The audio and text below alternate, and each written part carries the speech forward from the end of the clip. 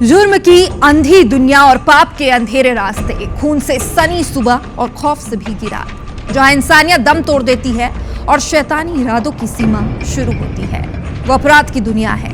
नमस्कार, मैं हूं आपके साथ सृष्टि पांडे और आप देखना शुरू कर चुके हैं क्राइम टाइम का नंबर 1 शो गुनाह। तो चलिए रखते हैं गुनाह की दुनिया में कदम और शुरू करते हैं अपराध की अनोखी और हैरत अंगेज खबरों का ये कारवां।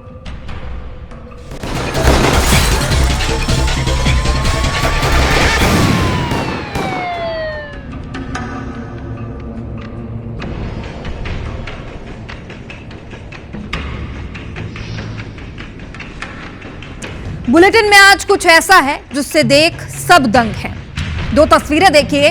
पहली तस्वीर छत्तीसगढ़ के जांजगीर की है, जहां एक शख्स ने घर में घुसकर खून की होली खेली, और वहीं दूसरी तस्वीर वहां से हजारों किलोमीटर दूर की बिहार की, जहां हॉस्पिटल के अंदर घुसकर अंधाधुंध फायरिंग की गई। खबरें और भी है, लेकिन शुरुआत इन्हीं खबरों से करते हैं। सबसे पहले बात करेंगे बिहार की,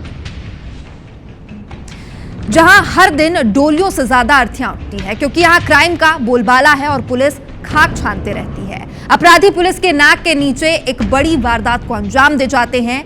अब क्या हुआ है बिहार में, देखिए इस पर एक खौफनाक रिपोर्ट।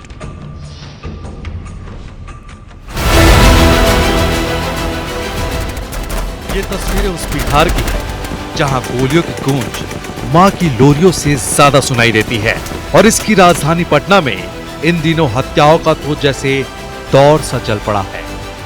कानून के रक्षक अब शायद रक्षा कर नहीं पा रहे, क्योंकि जिस तरह के हालात हैं उन्हें देखकर तो खाकी बेबस नजर आती है।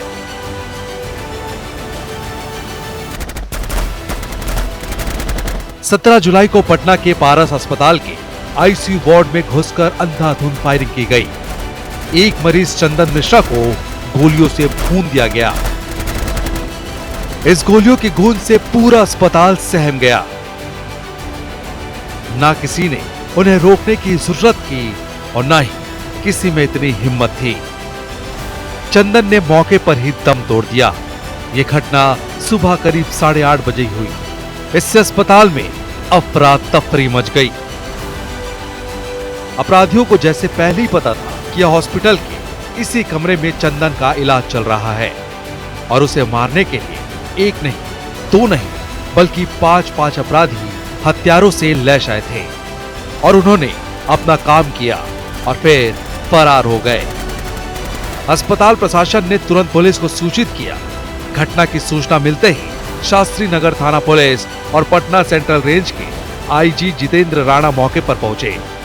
फॉरेंसिक साइंस लैब की टीम ने भी घटनास्थल का दौरा किया और साक्ष्य जमा किए। बंदूक हाथ में लिए हुए थे, रिवॉल्वर हाथ में, छोटा वाला रिवॉल्वर, और निकलते हुए आ रहे थे और कह रहे थे मार देंगे मार देंगे। अब हम भी डर गए कि किसी को लग रहा है मार देंगे। हमारे भी यहाँ पे गार्जियन भर्ती हैं, अब मेरे परिवार भी आया है, तो सब कोई डर गया कि कोई भी यहाँ पे सुरक्षा व्यवस्था अच्छा नहीं है।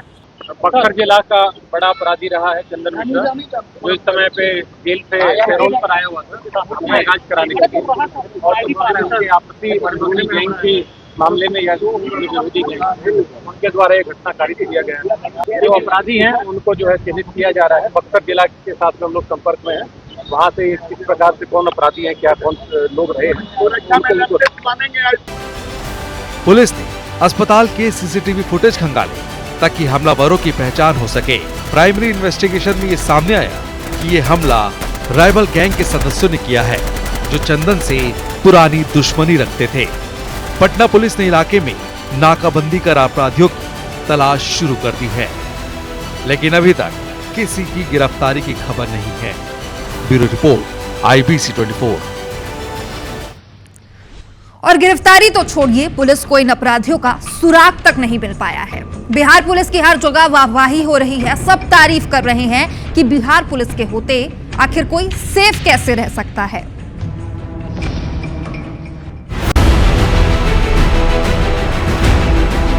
पारस अस्पताल, जो बिहार के सबसे बड़े निजी अस्पतालों में से एक है, उसमें इस तरह की घटना ने अस्पताल की सुरक्षा व्यवस्था पर सवाल खड़े कर दिए हैं। और सबसे ज्यादा सवाल खड़े हुए हैं बिहार की नाकाम साबित होती पुलिस पर, क्योंकि बिहार में गोलियों की तड़तड़ाहट दिवाली के पटाखों से ज्यादा सुनाई देती है। जिस शख्स पर गोलियों की बौछार हुई, जानकारी के मुताबिक वो खुद भी एक बड़ा अपराधी था। पुलिस का मानना है कि यह हमला गैंगवार का हिस्सा हो सकता है, क्योंकि चंदन मिश्रा की प्रतिद्वंदी गिरोह के साथ एक पुरानी रंजिश थी।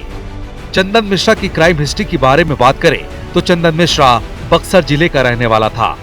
बिहार के अपराध जगत में जाना पहचाना नाम, कई हत्याओं और अन्य अपराधियों में शामिल रहा था। एक कुख्यात अपराधी के रूप में प्रदेश में स्थापित हुआ। उसके खिलाफ 10 से ज्यादा हत्या का मामला दर्ज है। बक्सर में एक गोलीबारी के मामले में बेऊर जेल में बंद था। स्वास्थ्य कारणों से पैरोल पर बाहर आया था।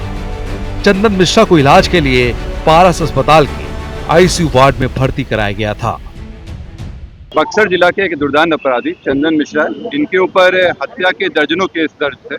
भर्ती रहने में इनके जो संभवतः जो विरोधी गुट वाले थे, उनके द्वारा यहाँ आके इनको गोली मारी गई है।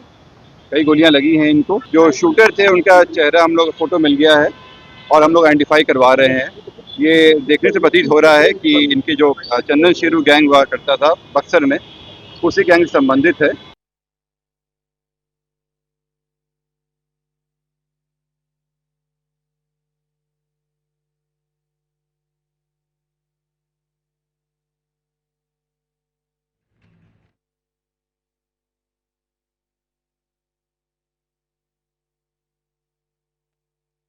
अब बात छत्तीसगढ़ की राजधानी या फिर कहे क्राइम धानी यानी रायपुर की, जहां आए दिन चाकूबाजी होती है। यहां सुबह सुबह एक पेट्रोल पंप में लूट हो गई है। यहां तक जो ठीक था, लेकिन इन लुटेरों ने कर्मचारियों पर चाकू से भी हमला किया।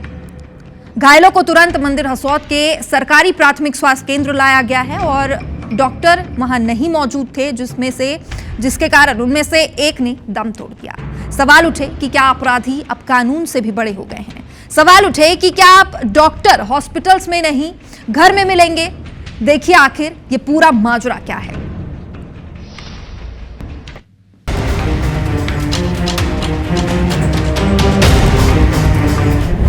छत्तीसगढ़ की क्राइम धानी, यहां कानून नहीं, अपराध का राज।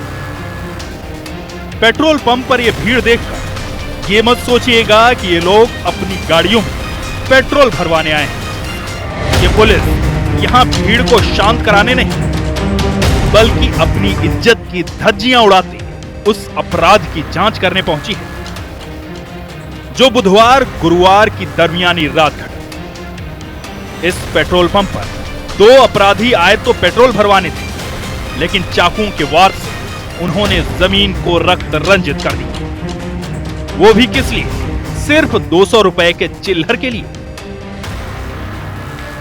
उमरिया गांव में स्थित पेट्रोल पंप 17 जुलाई की सुबह लगभग 3:30 बजे 2 अज्ञात शख्स मोटरसाइकिल से पेट्रोल पंप पर पहुंचते हैं। पेट्रोल डलवाने के बाद कर्मचारियों के साथ चिल्लर पैसों को लेकर दोनों युवक भिड़ जाते हैं और देखते ही देखते ये विवाद कत्ल में बदल जाता है। आरोपी चाकू निकालते हैं और दोनों कर्मचारियों पर वार कर देते हैं और उनसे 15,000 रुपए लूटकर वहां से फरार हो जाते हैं। इस हमले में एक कर्मचारी योगेश मिरी की मौत हो जाती है।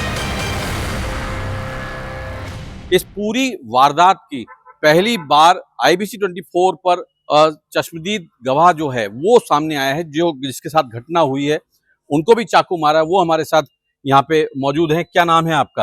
अनिल गायकवाड़। अनिल गायकवाड़। क्या पूरी घटना हुई थी, जरा तफसील से बताइए। कितने लोग थे? वो लोग 2 ही लोग थे, एक बाइक में आए थे और अपने शकल को बांधे हुए थे इस कार पे, जो वाइट का था।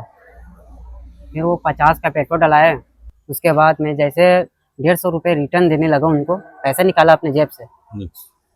फिर वो मेरा हाथों से पैसा छीनने लगा। फिर उसके बाद मुझे यहाँ पे गर्दन पे चाकू रखा। फिर उसके बाद 2-3 बार फिर आवाज़ दिया। फिर तब तक वो योगेश आया। योगेश के आने के बाद वो लोग भागने लगे जी।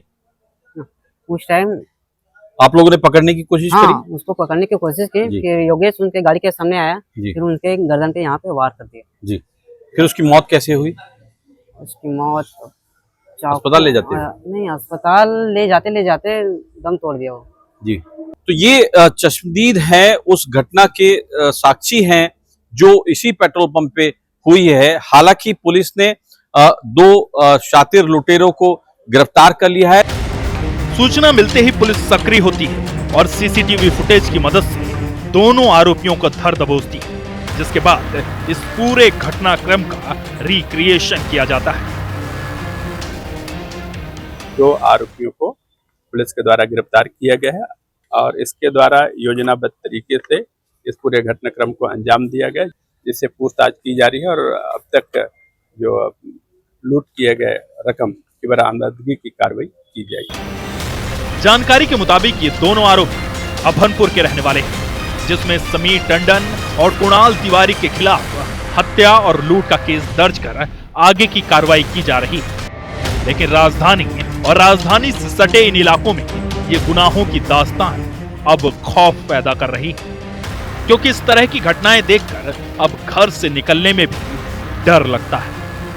प्रदेश की राजधानी ही अगर क्राइम धानी में तब्दील हो जाए तो दूसरे शहरों में कानून की पकड़ का क्या स्तर होगा, इसका अंदाजा लगाया जा सकता है। तहसीन जैदी, IBC 24, राय।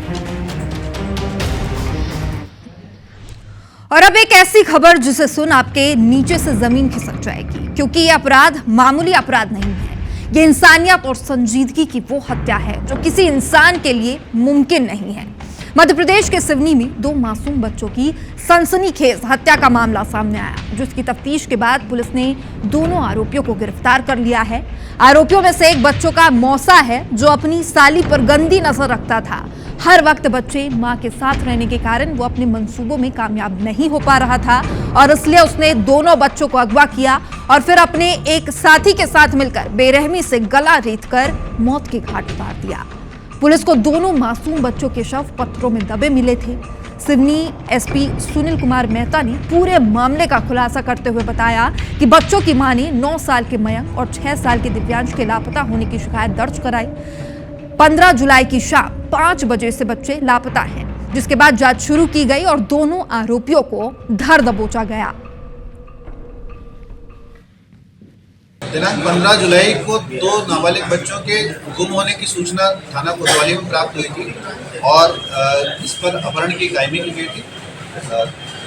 जब दोनों बच्चों के बारे में पता किया तो आरोपी भोजराम बेलवंशी के बारे में जानकारी मिली कि इसने इनको ले गया है और बाद में जब उसको पुलिस सूचना पे पकड़ा गया, पुलिस सूचना पे पकड़ने के बाद पता लगा कि उसने दोनों की हत्या कर दी। आरोपी को गिरफ्तार किया गया है। आरोपी के साथ एक सह आरोपी भी है शिवम नाम का, इसको भी गिरफ्तार कर लिया गया है।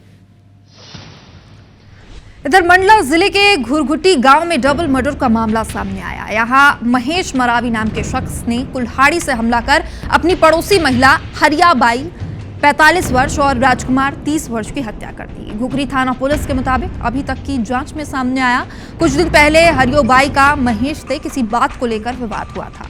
इसी रंजिश में महेश ने हरियोबाई पर पीछे से कुल्हाड़ी से हमला किया। हमला करते हुए उसे एक दूसरे शख्स यानी कि राजकुमार ने देख लिया। राजकुमार जब भागने की कोशिश कर रहा था तभी महेश ने पीछा करके उसकी भी हत्या कर दी। SP रजत सकलेचा का कहना है कि पुलिस ने आरोपी महेश को गिरफ्तार कर लिया है। अभी हत्या का कारण पता नहीं चल पाया है और आरोपी से पूछताछ की जा रही है। क्या कारण रहा इस घटना के पीछे, उसके बारे में अभी भी तफ्तीश की जा रही है, क्योंकि प्रथम दृष्टया एकदम स्पष्ट कारण नजर नहीं आ रहा है। और ग्रामीण जनों से पूछताछ के साथ साथ जो हत्यारा है उसने भी काफी नशा कर रखा था, तो उसके डॉक्टरी इलाज के पश्चात उससे पूछताछ करने के पश्चात ही अंतिम निष्कर्ष पे पहुंचना संभव हो पाएगा। और इसी के साथ क्राइम स्पेशल बुलेटिन गुनाह में इतना ही। कल फिर लौटेंगे क्राइम की कुछ और स्टोरीज के साथ। IBC 24 पर खबरों का सिलसिला जारी है। रुक रहे एक छोटे से ब्रेक के लिए।